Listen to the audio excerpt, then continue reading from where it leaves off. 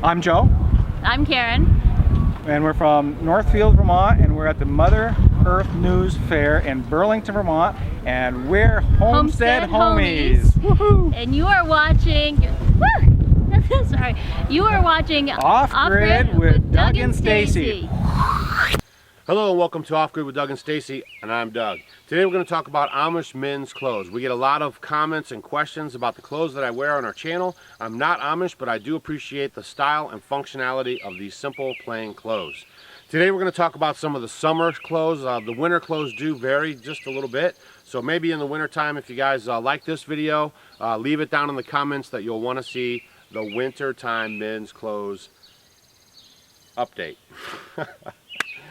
Alright, so first things first, what we're going to do first is talk about the hat. This is a straw hat.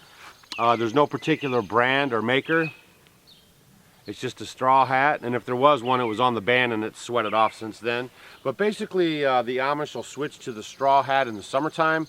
In the wintertime, they wear a different hat to keep their head warm to go with their winter gear. And like I said, if you guys want to see that video, I'll update it in the wintertime. Just leave a comment down below and let me know that that'd be something you'd be interested in. The first thing we're going to talk about is the suspenders. These suspenders, they're like a stretchy kind of material. Elastic, I guess you would say, is what it is. And basically, it just has the leather loops at the ends. Okay? And then those just connect onto your pants, because obviously the Amish, they don't wear belts. So these suspenders are basically holding up the pants, kind of keeping them in place. So that's an elastic material, and again, we get all of our material and things like that from the Amish. We like to buy local, so we go there, we buy most of our fabrics, 100% cottons and stuff like that, and then we have them made for us in the local Amish community. The next thing we're going to talk about is the shirts. Okay, now I get very light shirts, cotton shirts, and every community is a little bit different on what they allow as far as buttons or hooks and things like that. Now in this community that we live by, they only allow buttons on their shirts, but they do allow hooks on their jackets. No buttons on their jackets, only hooks. So again, if you guys want to see that, I'll bring it in later this year. Just leave a comment down below.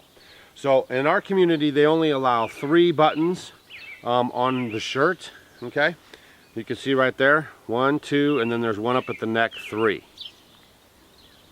And they're just simple pearl buttons, you know, no big deal, or whatever you want to call it. Whatever buttons they have at the button place is what I normally get. Nothing too particular about the shirts. You know, they don't really go off of patterns. Some women in the Amish, in our community, they don't like to work off patterns. They don't do patterns. They basically eyeball them, take some measurements, and then build them. So that's what we've done so far. We did try to take, we had some shirts made by someone who was good at that, and then had another young lady build more shirts and pants and stuff, and she used a pattern, and then the next one used no pattern at all, kind of went off of what her husband or her dad was using, and then we kind of worked it from there. So their shirts are no big deal, pretty simple, and like I said, this community only allows 3 buttons on the front of their shirts. Now the next thing, what I really get a lot of questions about are the pants, okay? Now, so we buy the denim. Let me bring you in and give you a closer look. Okay, so I brought you guys in a little closer so you can see how these are. We get a lot of questions and comments about these pants, and these are what they call the barn door pants, okay? So in the front, you have 2 buttons on the hips, and then you have 2 buttons for the waist, okay?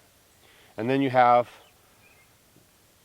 1 button to bring it all together, right? Can you see that? So the 2 buttons up top that are always exposed, those are for your suspenders. And in the back, it's the same thing. There's 2 buttons in the back for your suspenders. So when you go to release the pants, choose the restroom or whatnot, you're gonna just take off this button, and then, here, I'll button this up so you'll see how to look.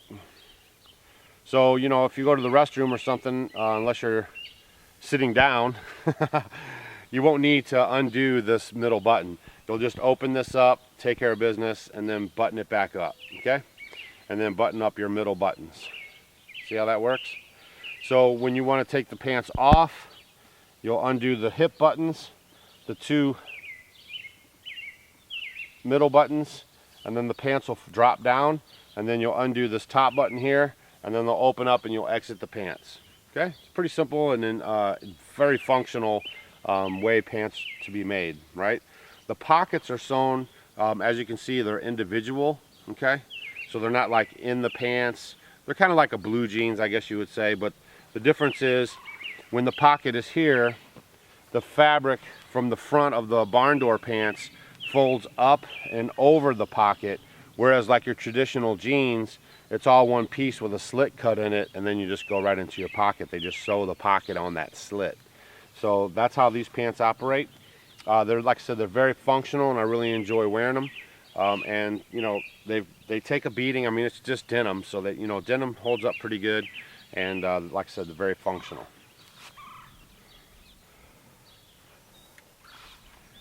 So that's pretty much it. They don't really have any rules or regulations. Obviously, it's all buttons on here, but it does make it very super functional and easy to get in and out of and to use. Okay, so that's my video real quick on a brief overview of the clothes that I wear and the functionality of them and how they come together and how they're made. Again, when I have them make our clothes, we just try to follow their guidelines so we don't create any static, any problems with it. So that's why, you know, the 3-button thing and hooks versus buttons and stuff like that. If you found this video informative, give it a big thumbs up if you just liked it for entertainment. Also, don't forget to leave a comment down below if you want to see us break out the men's wardrobe for fall and winter, so you can see the jackets, how they come together, the different hooks that they use. And we have a light fall jacket, and then I have a heavy winter jacket, and we can talk about how we insulated that jacket as well. This is Off Grid with Doug and Stacy. I'm Doug. If you have any other questions, leave them below down in the comments. We want to thank you guys for watching, and we'll see you on the next episode. And don't forget to check us out on Facebook, Instagram, and Twitter. Hey guys, thanks for watching our video. You might want to check out these videos. And if you want to become a Homestead Homie, click the picture of us below. We will see you tomorrow.